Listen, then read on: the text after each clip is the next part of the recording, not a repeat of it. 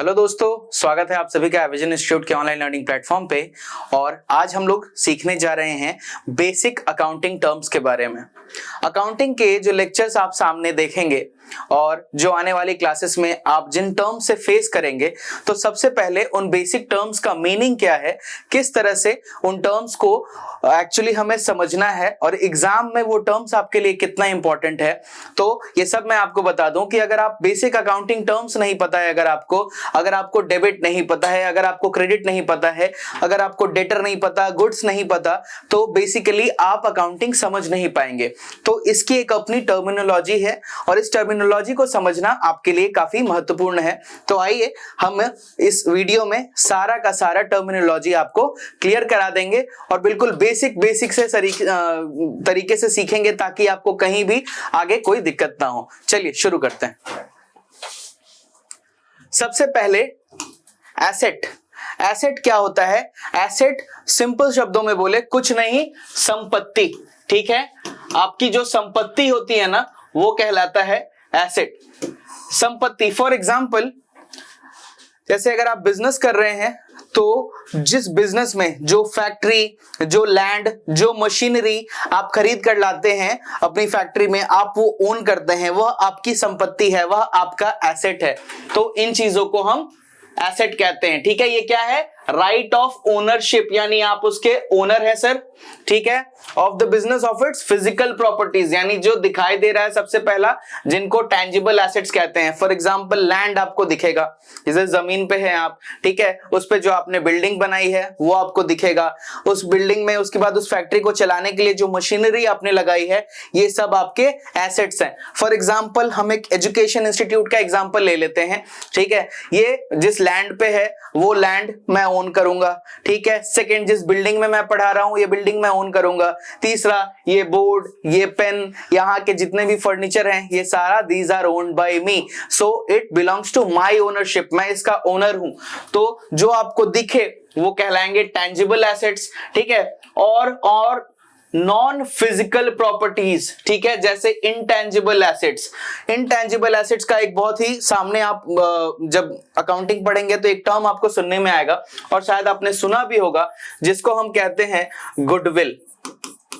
ठीक है, गुडविल एक ऐसा टर्म है कि बिजनेस अगर बहुत दिनों तक चलती है, जैसे टाटा है, ठीक है, काफी दिनों से ऑपरेट कर रही है, उन्होंने मार्केट में अपना नाम बनाया है, तो वो जो नाम है ना, उस नाम को अगर कोई खराब करने की कोशिश करेगा तो टाटा उसके ऊपर मानहानि का मुकदमा कर सकती है और उनको जितना भी इमेज खराब, वो क्लेम करेंगे कि इससे हमारा इतने रुपए की हानि हुई हमारे इमेज को। ठीक है, फॉर एग्जाम्पल क्रिस्टियानो रोनाल्डो, ठीक है, क्रिस्टियानो रोनाल्डो ने, जब आपने देखा होगा एक प्रेस कॉन्फ्रेंस में कोका कोला का एक बॉटल हटा दिया था साइड में, अगर आपको याद होगा, तो उस समय कोका कोला के शेयर्स में कितनी फॉल आई थी, उसको कहते हैं गुडविल डिस्ट्रॉय करना। ठीक है, तो वैसे ही हर कंपनी की एक गुडविल होती है, ये आता है इंटेंजिबल एसेट्स में।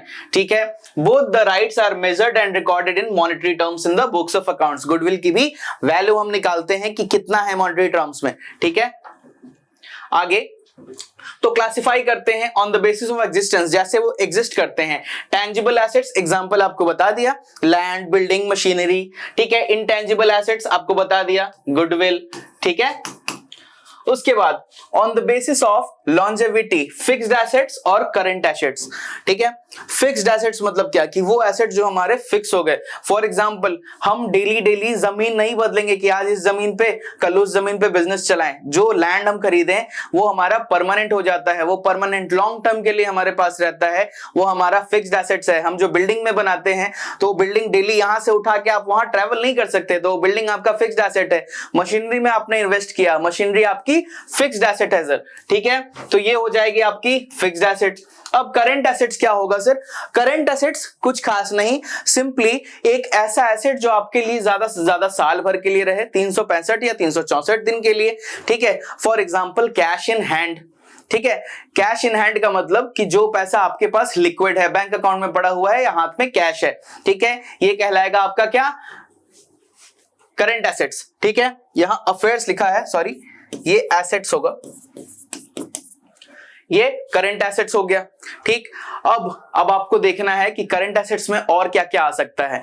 फॉर एग्जांपल हम ले लेते हैं डेटर्स, एक ऐसा डेटर जिसको हमको लगता है कि 3 महीने में हमें पेमेंट मिलने वाली है, ये 1 साल से ज्यादा का तो नहीं है। डेटर कोई हमारा फिक्स नहीं होता है कि हाँ ये हम इससे 5 साल बाद पैसा मिलेगा, तो वो हम बहुत ही ज्यादा है वो प्रोविजन में चला जाता है, हो सकता है अगर वो पेमेंट फेल कर दे। ठीक है, तो आपको अगर किसी से पैसे मिलने हैं, टाइम लिमिट है 1 साल के अंदर, तो वो भी हमारा करंट एसेट्स में आता है, क्योंकि हमें उतना पैसा उससे मिलना है साल भर के अंदर। तो 1 साल के अंदर जो डील करेगा वो आएगा करंट एसेट्स में, और जो 1 साल से ज्यादा दिनों के लिए है वो कहलाएगा फिक्स्ड एसेट्स में। ठीक है, आशा करता हूं समझ में आ रहा होगा। लायबिलिटीज, लायबिलिटीज वर्ड बना है लायबल से। ठीक है, लायबल मतलब आपकी लायबिलिटी है, आपके ऊपर ये कर्ज है। लायबिलिटी कुछ नहीं, लायबिलिटी आसान शब्दों में अगर हम कहें तो कर्ज है सर। ठीक है, those amount which the business is liable to pay, यानी वो पेमेंट आपको करनी है, ये कहलाएगी लायबिलिटीज। फॉर एग्जांपल क्रेडिटर्स, जिन्होंने आपको पैसे उधार दिए, आपको उनको पैसे चुकाने हैं, वो आपकी लायबिलिटी है। Capital invested by the owner, मैंने आपको बताया था ना एंटिटी कंसेप्ट है कि बिजनेस अलग बिजनेसमैन अलग। तो बिजनेस में जो बिजनेसमैन पैसा लगाएगा, तो बिजनेस के लिए फॉर एग्जांपल मैं आपको ले लेता हूं कि एक है आदमी, उसका नाम है राम सिंह। ठीक है, ये एक कंपनी चलाता है जिसका नाम है Singh manufacturers, Singh manufacturers and suppliers. ठीक, अब इस कंपनी को स्टार्ट करने के लिए राम सिंह ने इसमें मान लीजिए कि 5 लाख रुपए इन्वेस्ट किए। तो बिजनेस क्योंकि एक अलग एंटिटी है, तो इसके लिए ये 5 लाख क्या होगा, ये लायबिलिटी होगी, वो 5 लाख उसको पे करना है। और क्योंकि स्टार्ट करने में पहला पैसा लगा है, पूंजी इन्वेस्ट किया है हमने, तो ये कैपिटल कहलाता है। कैपिटल मतलब जो भी पूंजी आप इन्वेस्ट करते हैं बिजनेस को ऑपरेट करने के लिए या स्टार्ट करने के लिए। ठीक है, तो ये हो गया। फिर आता है बैंक ओवरड्राफ्ट। ओवरड्राफ्ट आप जानते हैं कि जितनी आपकी बैंक में अमाउंट है, फॉर एग्जांपल मेरे बैंक में मान लीजिए अभी 5,000 रुपए होंगे। ठीक है, ये 5,000 रुपए से अगर मैं ज्यादा बैंक से विड्रॉ करता हूं तो उसको हम कहेंगे ओवरड्राफ्ट। सबको ये फैसिलिटी नहीं मिलती है, इसके लिए आपको करंट अकाउंट लेना पड़ता है। इतना बेसिक डिटेल्स आपसे एग्जाम में पूछेगा नहीं इतना ज्यादा, तो आप बस ये समझिए कि ओवरड्राफ्ट फैसिलिटी क्या है कि जितना अमाउंट आपका बैंक में है उससे ज्यादा आपने विड्रॉ कर लिया। ठीक है, तो वो कहलाएगा आपका ओवरड्राफ्ट। और अगर ज्यादा विड्रॉ किया तो आपको चुकाना पड़ेगा, तो आपका किस में आएगा, लायबिलिटी में, लोन में। ठीक है, अब हमने लायबिलिटीज देखा है, तो ये भी देखते हैं कि लायबिलिटीज कितने टाइप के होते हैं। तो क्लासिफिकेशन देखते हैं लायबिलिटीज का। सबसे पहले क्लेम्स। क्लेम्स मतलब आपने जो पैसा आपको पे करना है, या क्लेम्स का मतलब जो आप क्लेम कर भी सकते हैं, आपको मिलता भी है। तो देखते हैं लायबिलिटी में क्या क्या है। एक होता है इंटरनल क्लेम्स, यानी जो आपके ऊपर क्लेम कर रहे हैं आपके इनसाइड बिजनेस के अंदर जो है। फॉर एग्जांपल जिसने आपके बिजनेस में इन्वेस्ट किया है, तो जो शेयर होल्डर्स हैं, ओनर है, प्रोप्राइटर है, इन्होंने जो पैसा इन्वेस्ट किया, ये जो क्लेम करेंगे आपके ऊपर, जो लायबिलिटीज बनती है आपके, ये होगी इंटरनल लायबिलिटीज। ठीक है, अब एक्सटर्नल में आपने बैंक वगैरह से लोन ले लिया, आपने और ले लिया डिबेंचर इन्वेस्ट करके, आपने लोन ले लिया डिबेंचर बेच के, तो ये सब आपका हो जाता है एक्सटर्नल क्लेम में। ठीक है, उसके बाद टर्म के बेसिस पे करें तो एक शॉर्ट टर्म, एक लॉन्ग टर्म। अगर 1 साल 364 डेज से अगर कम के लिए है, ठीक है, अगर कम के लिए है तो ये कहलाएगा शॉर्ट टर्म, यानी 1 साल से कम के लिए हो तो शॉर्ट टर्म, 1 साल से ज्यादा के लिए होगा तो वो आपका लॉन्ग टर्म लायबिलिटीज कहलाता है सर। ठीक है, लॉन्ग टर्म यानी 1 साल से ज्यादा के लिए है। ठीक है, अगर टाइम लिमिट उसका 1 साल से ज्यादा का है लोन का, तो वो होगा लॉन्ग टर्म लायबिलिटीज, और साल भर के अंदर आपको पे कर देना है तो वो कहलाएगा आपका शॉर्ट टर्म लायबिलिटीज। ठीक है, आगे कंटिंजेंट लायबिलिटीज। ठीक है, कंटिंजेंट लायबिलिटीज ऐसे अमाउंट को हम रेफर करते हैं कि दैट मे और may not become liability depending upon the outcome of a future event, कि फ्यूचर में कुछ होगा या नहीं होगा, उसके ऊपर क्या हमारी लायबिलिटी बन जाएगी, इसको हम कहते हैं कंटिंजेंट लायबिलिटीज। बिजनेस में हर चीज का प्रोविजन बना के चलना पड़ता है। ठीक है, कि आपको अगर वो पैसा आपके लिए लायबिलिटी बन गया, ठीक है, तो हम उसको भी लिख के रखेंगे अपने अकाउंट्स में। ठीक है, ये कहलाता है कंटिंजेंट लायबिलिटीज कि फ्यूचर में कोई ऐसा इवेंट होगा उसके वजह से आपके लिए कोई अमाउंट लायबिलिटी बन जाए, यानी आपको पे करना पड़े, तो उसको हम कहते हैं कंटिंजेंट लायबिलिटीज। ठीक है, अदर सिंपल वर्ड्स में बोले कि ये पोटेंशियल लायबिलिटीज हैं। ठीक है, ये बैलेंस शीट में नहीं दिखाते हैं, लेकिन फुटनोट में बैलेंस शीट का जरूर दिखाया जाता है कि हैशटैग करके note contingent liabilities worth rupees इतना इतना इतना। ठीक है, तो ये है। आगे कैपिटल, कैपिटल आपको बताया ना कि जो अमाउंट जो बिजनेस है, बिजनेसमैन जो बिजनेस में जो भी अमाउंट बिजनेसमैन इन्वेस्ट करता है उस बिजनेस को स्टार्ट करने के लिए, वो कहलाता है आपका कैपिटल, और कुछ भी नहीं है। बिजनेस के लिए ये अमाउंट लायबिलिटी हो जाता है। ठीक है, बिजनेस के लिए अमाउंट लायबिलिटी हो जाता है और बिजनेस के लिए ये लायबिलिटी होती है कि उसको आपको पे बैक करना है। ठीक है, नेक्स्ट ड्रॉइंग्स। फॉर एग्जाम्पल मैंने 1 लाख रुपया लगाया एक बिजनेस में, ठीक है, और मैंने उससे फिर बाद में 20,000 रुपए विड्रॉ कर लिए। ये जो 20,000 रुपए विड्रॉ किए मैंने, यही कहलाएगा हमारा ड्रॉइंग्स, यानी हमने पैसा खींच लिया। ठीक है, फॉर एग्जांपल मैंने दे दिया इस बिजनेस को स्टार्ट करने के लिए एक कैमरा, बाद में मैंने देखा कि बिजनेस अपना प्रॉफिट कमा रहा है। ठीक है, तो बिजनेस जब प्रॉफिट कमा रहा है तो उस प्रॉफिट से मैं एक कैमरा परचेज करूंगा और अपना कैमरा विड्रॉ कर लिया, तो वो हो गया ड्रॉइंग्स। ठीक है, आगे सेल्स। सेल्स बड़ा सिंपल है कि जो भी आपने सामान बेचा, चाहे उधार पे या कैश में यानी पैसे लेकर, वो कहलाता है आपका सेल्स। और क्या है, रेवेन्यूज।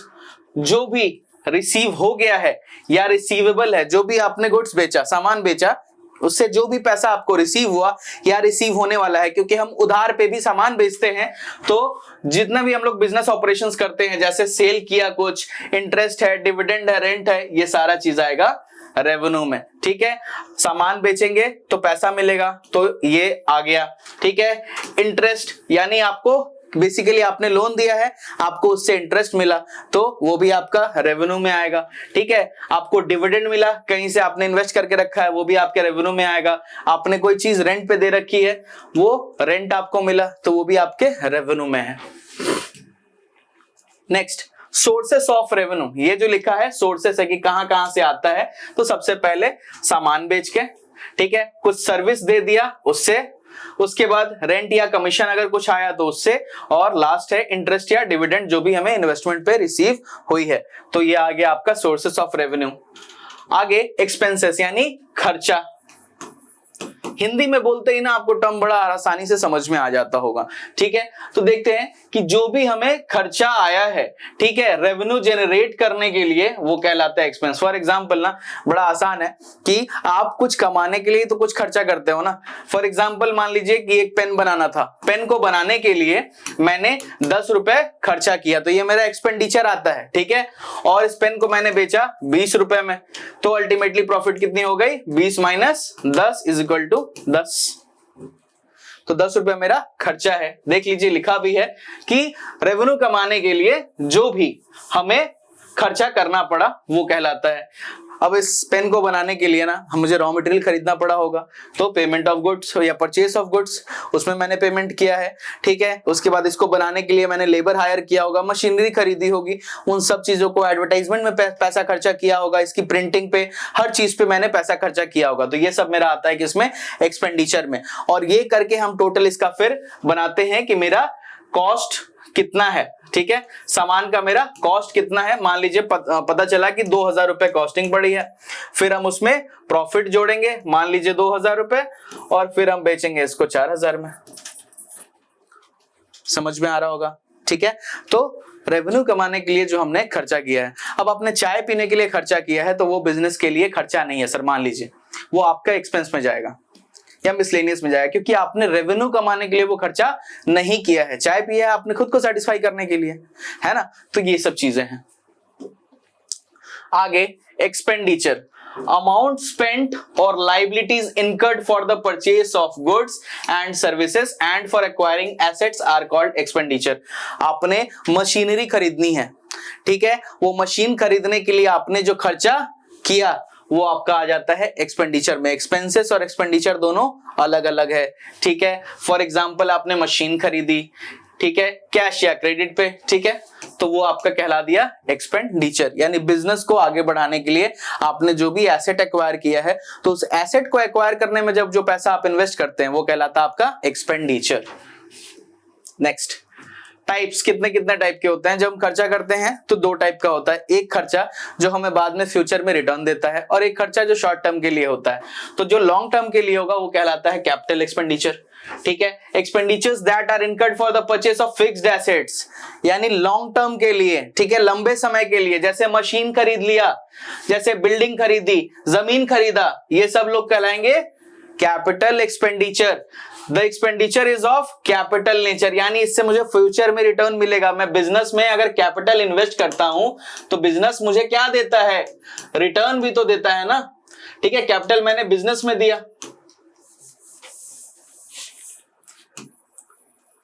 कैपिटल दिया मैंने किसको, बिजनेस को, तो बिजनेस मुझे क्या दे रहा है सर, रिटर्न्स, है ना।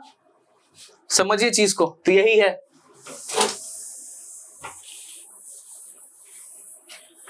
सिंपल सी बात क्या है, ये जो मेरा खर्चा होगा मुझे लंबे समय तक के लिए फायदा पहुंचाएगा। आगे रेवेन्यू एक्सपेंडिचर क्या, कि शॉर्ट टर्म के लिए। फॉर एग्जांपल जो भी नॉर्मल ऑपरेशन के लिए बिजनेस में खर्चा होता है, जैसे अगर मैंने बिल्डिंग रेंट पे ली है, ठीक है, तो मुझे रेंट पे करना पड़ेगा, एम्प्लॉइज की सैलरीज, ये आया, उसकी ये सब आता है आपका रेवेन्यू एक्सपेंडिचर में, फ्यूचर रिटर्न इससे नहीं है, ठीक है। इन एक्सपेंडिचर का बेनिफिट होता है बस एक अकाउंटिंग पीरियड के लिए। Next, profit. प्रॉफिट बड़ा आसान है भैया, जितना मेरा खर्चा हुआ, ठीक है, और जितना मैंने कमाया, तो जो भी कमाया है उससे हम खर्चा को क्या करेंगे, लेस कर देंगे। सिंपल, 20 रुपया कमाया, 10 रुपया खर्चा है, तो प्रॉफिट कितना हुआ, 10 रुपया। ये रॉकेट साइंस नहीं है, बड़ा सिंपल सा है, ठीक है। अब गेन क्या कहलाता है, कि मान लीजिए मैंने कोई मशीनरी खरीदी, ये जो प्रॉफिट है ये मेरा नॉर्मल बिजनेस से आया, कि मैं मान लीजिए पेन बना रहा हूं, ये पेन बना के मैंने पेन को बेचा, पेन में खर्चा किया मैंने 10 रुपए, इस पेन को बनाने में मैंने 20 में बेचा, तो 10 मेरा क्या है, प्रॉफिट है। अब गेन को देखिए, मैंने इस पेन को बनाने के लिए एक मशीन खरीदा था मान लीजिए 50,000 रुपए में। अब कोई आदमी आता है, मुझे कहता है कि ये मशीन मुझे बेच दो, मैं बोला उससे मुझे क्या मिलेगा, बोला अपना बिजनेस मुझे बेच दो, बोला उससे मुझे क्या मिलेगा, वो बोलेगा कि जितना भी आपका वैल्यू है उससे ज्यादा पैसा देंगे, तो मैं इस 50,000 के मशीन को बेचने के लिए 60,000 मांगता हूं, ठीक है। तो 60 से 50 गया, तो ये 10,000 रुपया जो है मेरा, ये है मेरा गेन, ठीक है। बेसिकली ये नॉन रिकरिंग ट्रांजैक्शन से जो आता है, जो डेली नहीं होता है बिजनेस में, आप डेली मशीन नहीं बेचते हैं, ठीक है। अगर आपका काम मशीन बेचने का है तो वो आपका बिजनेस है, अलग है, लेकिन आपका काम यहाँ क्या है, पेन बेचने का। पेन बनाने के लिए जो मशीन है आपने जब वो बेची, तो उस मशीन को बेचने से जो प्रॉफिट आएगा वो कहलाएगा आपका गेन, ठीक है। फॉर एग्जाम्पल आपने बिजनेस ही बेच दिया, फ्लिपकार्ट ने वॉलमार्ट को अपना 77% शेयर बेच दिया, तो ये जो भी शेयर की वैल्यूएशन की होगी उसके बाद अपना प्रॉफिट जोड़ा होगा, तो उस वैल्यूएशन से जो भी प्रॉफिट उसने जोड़ा, ठीक है, और उसके बाद जो अमाउंट में बेचा, तो जो उस अमाउंट में बेचा ना, सिंपल समझिए, जो अमाउंट इसने वॉलमार्ट से चार्ज किया होगा उससे माइनस इसका एक्चुअल वैल्यूएशन निकाल लेंगे, ठीक है। तो अल्टीमेटली मेरा क्या निकल आया, गेन। सिंपल। आगे लॉस, भैया ये सब बेसिक चीजें हैं जो आप लोग डेली करते हैं। सिंपल सा अगर हम देखेंगे, जो भी खर्चा अगर हमारे रेवेन्यू से ज्यादा हो जाएगा, ठीक है, तो वो कहलाएगा हमारा क्या कहलाएगा, लॉस। एग्जाम्पल आपके सामने दिया हुआ है। आगे डिस्काउंट, हम लोग सब जाते हैं ना दुकान पे, डिस्काउंट के लिए मरते हैं कि हमें डिस्काउंट चाहिए। तो डिस्काउंट बेसिकली क्या है, अगर मान लीजिए इस पेन की कीमत 5,000 रुपए है, मैंने इस पे डिस्काउंट मांगा, उसने बोला ठीक है 10% दे दिया, तो 5,000 में से 10% निकालिए, कितना आया, 5,000 माइनस 500, कितना में बेचा मुझे, 450 में, तो मेरा ये 500 रुपया क्या है, डिस्काउंट है ना। उसके बाद deduction allowed on account of receiving quick payment from the debtors. बहुत बार होता है ना कि कोई दोस्त होता है, आपने उसको 500 रुपए उधार दे दिए, ठीक है, या 500 रुपए का कोई सामान बेचा, बिजनेस के तौर पे सोचते हैं, आपने 500 रुपए का सामान बेचा, अब उसने बोला कि ठीक है मैं वन टाइम पेमेंट कर देता हूं, कुछ डिस्काउंट दे दो। तो आपने देखा कि जो ये मुझे लंबा टाइम फंसाएगा उससे अच्छा मुझे तुरंत पैसा अगर आ जा रहा है तो क्विक अगर पेमेंट हो जा रही है तो मैं उसके लिए क्या करता हूं, मैंने कहता हूं कि ठीक है भाई एक काम करो, तुम्हें मुझे 500 देने थे ना, तुम एक काम करो मुझे 480 दे दो। ठीक है, तो यहां जो आपने 20 रुपया छोड़ा ये हो गया मेरा डिस्काउंट क्विक पेमेंट के लिए। ठीक है, तो ये सारा डिस्काउंट हम लोग आता है। डिस्काउंट कितने कितने टाइप के होते हैं अभी पता चलेगा। ये जो कैश डिस्काउंट है, ठीक है, और ट्रेड डिस्काउंट है। सिंपल समझिए, डिस्काउंट को दो पार्ट में बांटा, एक कैश में एक ट्रेड में। तो जो डिस्काउंट आप अलाउ करते हैं, ठीक है, फॉर एग्जांपल क्विक रिपेमेंट के लिए आपने क्या किया, 500 था, आपने कहा कि ठीक है 480 दो, चलो काम खत्म करो, तो 20 रुपए आपने क्या दे दिया, डिस्काउंट। वैसे ही कभी आप रिसीव भी करते होगे क्विक रिपेमेंट करने के लिए, तो ये हो गया डिस्काउंट अलाउड और डिस्काउंट रिसीव्ड। ट्रेड डिस्काउंट क्या है कि 500 का माल है, मैंने उसको बेच दिया 450 में, वो मेरा ट्रेड के ऊपर डिस्काउंट है। ठीक है, 10% डिस्काउंट मैंने किया सामान बेचने के लिए, तो वो जो डिस्काउंट होगा ट्रेड डिस्काउंट होगा। समझ में आया? आगे सेम चीज एक्सप्लेनेशन दिया हुआ है। ट्रेड डिस्काउंट क्या है कि generally this discount is allowed on the list price of the goods. For example अगर इस प्राइस है इस पेन का या किसी बाइक की प्राइस लिस्टेड है, मान लीजिए एक रॉयल एनफील्ड की बुलेट की प्राइसिंग है आपकी 2 लाख रुपए। ठीक है, उसने बोला कि अभी मान लीजिए कि आज क्या है, नवरात्र शुरू हो रहे हैं, नवरात्र ऑफर है, हम लोग आपको 5% डिस्काउंट ऑफर करेंगे। तो ये वो सामान के ऊपर डिस्काउंट ऑफर कर रहा है। ठीक है, जैसे हम देखते हैं कि क्लोथिंग के ऊपर बहुत सारा डिस्काउंट चलते रहता है, ये साड़ी ले जाइए 50% डिस्काउंट पे, शर्ट ले जाइए 50% डिस्काउंट पे। शर्ट का प्राइसिंग पे जो डिस्काउंट होगा वो कहलाएगा आपका ट्रेड डिस्काउंट। ठीक है, लेकिन जब आप बिजनेस कर रहे हैं, आपको कहीं से 50,000 रुपए मिलने हैं, उसने बोला कि ठीक है मैं 3 महीने बाद दूंगा, आपने कहा कि नहीं यार तुम जल्दी दे दो।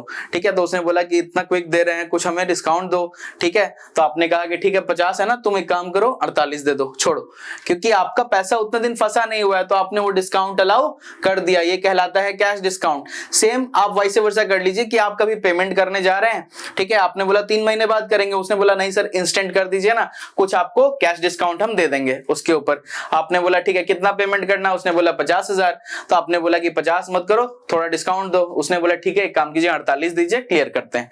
आपने डिस्काउंट दे 2000 रिसीव किया, 48,000 पेमेंट किया, तो जो 2000 आपको मिला वो डिस्काउंट रिसीव्ड में आ गया। ठीक है, ये होता है cash discount. Discount allowed discount received आपको कंसेप्ट बता दिया मैंने। नेक्स्ट वाउचर, सिंपल सी बात है, ये है वाउचर। आपने 10 रुपए खर्चा किए चाय में, आपने यहां लिख दिया टी 10 रुपए, आपने इसको लिख के रखा, ये एक रिकॉर्ड है। वाउचर और कुछ नहीं, बस वो रिकॉर्ड है, जो भी ट्रांजैक्शन हुआ उसका आपने एक वाउचर रख लिया। सामान बेचा मान लीजिए 50 रुपए का, ठीक है, गुड्स सोल्ड 50 रुपए का, ये क्या है आपके पास प्रूफ है। ठीक है, तो रिसीट कैश मेमो ये सब कुछ नहीं होता बल्कि वाउचर होता है। ओके, आगे बढ़ते हैं, फिर आते हैं हम गुड्स पे। Those items which are produced or purchased with an intention to sell in the main course of a business are called goods। ऐसा कोई भी सामान जो हम या तो मैन्युफैक्चर करते हैं या खरीद के, अगर हम रीसेलर हैं तो खरीदते हैं फिर उसको रीसेल करते हैं, और अगर हम मैन्युफैक्चरर हैं तो हम उसको बनाते हैं ताकि हम उसको बेच सके, हमारा इंटेंशन टू सेल होता है। उन सभी चीजों को हम क्या बोलते हैं, उन सभी सामान को हम गुड्स बोलते हैं अकाउंटिंग टर्म्स में। ठीक है, for example furniture produced is considered as goods for a furniture company. समझ में आया? फॉर एग्जाम्पल मान लीजिए मेरी एजुकेशन इंडस्ट्री है, मैंने कहीं से बुक्स खरीदा, या मैं एक बुक सेलर हूं, ठीक है, मैंने बुक खरीदा और उसको बुक को मैंने फिर बेच दिया, तो वो जो बुक है मेरे लिए क्या है, गुड्स है। मैं एक मैन्युफैक्चरर हूं, मैं ये पेन बनाता हूं, वो जो पेन मेरे यहाँ पे है जो भी बन के तैयार हुआ है वो मेरे लिए क्या है, गुड्स है। समझ में आ रहा होगा आपको, क्लियर, बहुत इजी है ये चैप्टर, हार्ड नहीं है ना ये सब्जेक्ट हार्ड है। लोगों ने बस हवा बना रखा है कि अरे एक सब्जेक्ट एक्स्ट्रा पढ़ना है, तो अरे एक सब्जेक्ट एक्स्ट्रा पढ़ना है तो हार्ड थोड़ी ना है, नौकरी भी तो मिल रही है यार, कमिश्नर बन सकते हो, अकाउंट्स ऑफिसर बन सकते हो, एनफोर्समेंट ऑफिसर बन सकते हो। कभी जाके किसी से पूछिएगा कि पीएफ का, कमिश्नर का कितना वैल्यू होता है, ठीक है। अगर शादी वादी करने जाओगे ना तो बेटी वाला नाम सुनेगा, बोलेगा कि ठीक है जल्दी जल्दी जल्दी जल्दी, कितना मांगो देंगे, ठीक है। ऐसे दहेज प्रथा के खिलाफ है हम, लेकिन कभी कभार तुमको अगर ऐसा है कि हाँ सुंदर लड़की नहीं मिल रही है, शादी करने का मन है, जाओ ये नौकरी लेके पूछो एक बार कि अरे भैया कमिश्नर हैं, बोलेगा अरे ले जाइए भैया कोई दिक्कत नहीं है।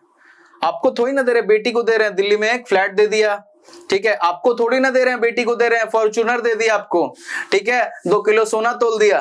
तो ये सब क्या है, इस ड्यूटी के पर्क्स हैं, समझिए। और जो लोग बिल्कुल एकदम संत महात्मा है, बोलते हैं ना हमें ये सब नहीं चाहिए, तो आप बस सिंपल समझिए कि ये नौकरी आपको एक बहुत अच्छा समाज में इज्जत भी दिलाती है और आपके बैंक अकाउंट में पैसों की कमी नहीं होगी, आप भी खुशी से रहेंगे, आपका परिवार भी खुशी से रहेगा, और आने वाला परिवार अगर है तो ठीक, नहीं हुआ तो कोई बात नहीं, तो आप आजीवन खुश रहेंगे। ड्यूटी भी अच्छी है यार, अच्छा बड़े बड़े शहरों में पोस्टिंग मिलती है, ये नहीं कि गांव में जा रहे हैं, ठीक है। आप बीडीओ नहीं बन रहे हैं, आप क्या बन रहे हैं, कमिश्नर बन रहे हैं, असिस्टेंट प्रोविडेंट फंड कमिश्नर, शहरों में ड्यूटी है, ठीक है, ऑल इंडिया जॉब है, एपीएफसी। तो समझिए इस चीज को। नेक्स्ट क्या है, स्टॉक। मैंने ये सामान बनाया, मान लीजिए इसको फैक्ट्री में रखा या वेयरहाउस में रखा, ये जो वेयरहाउस में मेरा सामान पड़ा हुआ ये कहलाएगा मेरा स्टॉक, और कुछ नहीं है, ठीक है। डेटर वो लोग होते हैं जिनसे हमें पेमेंट मिलेगा, जो हमारे लिए एक एसेट है। फॉर एग्जांपल मैंने सामान बेचा है 500 रुपए का, उसने बोला है, मैंने उधार में बेचा, वो मेरे को 500 रुपए देगा, तो वो मेरा क्या होगा, डेटर होगा सर। क्या होगा मेरा, डेटर यानी जो मुझे पैसा देगा। लास्ट क्रेडिटर यानी जिसको मुझे पैसा देना पड़ेगा। मैं 500 का सामान खरीद लाया तो मेरा तो लायबिलिटी है ना कि मुझे पेमेंट करना है, तो क्रेडिटर किस में आता है, लायबिलिटी में। डेटर किस में आता है, मुझे पेमेंट मिलेगा, यानी मेरा उतना का एसेट बन गया वो, तो डेटर किस में जाएगा, एसेट में। तो आशा करता हूं आने वाली क्लासेस में मैं जब भी ये टर्म्स यूज करूंगा आप कंफ्यूज नहीं होंगे। इस वीडियो को हो सके तो 1 बार 2 बार 3 बार पूरा क्लियर करके देखिए, अपने साथ नोटबुक लेके बैठिए, आसान शब्दों में जिसमें आप समझ पाए उन शब्दों में नोट्स बनाइए, और अल्टीमेटली आप देखेंगे कि ये सब्जेक्ट आपको इजी लगने लगेगा, क्योंकि आप टर्मिनोलॉजी समझ जाएंगे। आने वाले क्लासेस में आपको टर्म से दिक्कत नहीं होगी और आप इस सब्जेक्ट पे इजीली कमांड पा लेंगे। तो आपकी प्रिपरेशन अच्छी चलती रहे, यही शुभकामनाएं है मेरी। आने वाले क्लासेस में हम अपनी प्रिपरेशन को और आगे बढ़ाएंगे, और भी आप लोगों का सपोर्ट करने की मैं जितनी कोशिश हो सके करूंगा, ठीक है। आशा करता हूं कि वीडियो अच्छी लगे तो लाइक जरूर करेंगे आप लोग, और चैनल को सब्सक्राइब नहीं किया है तो जरूर कर दीजिए, और अपने उन दोस्तों के साथ भी शेयर कीजिए जो ईपीएफओ की प्रिपरेशन कर रहे हैं, ठीक है, ताकि वो भी इसका लाभ उठा सकें। धन्यवाद।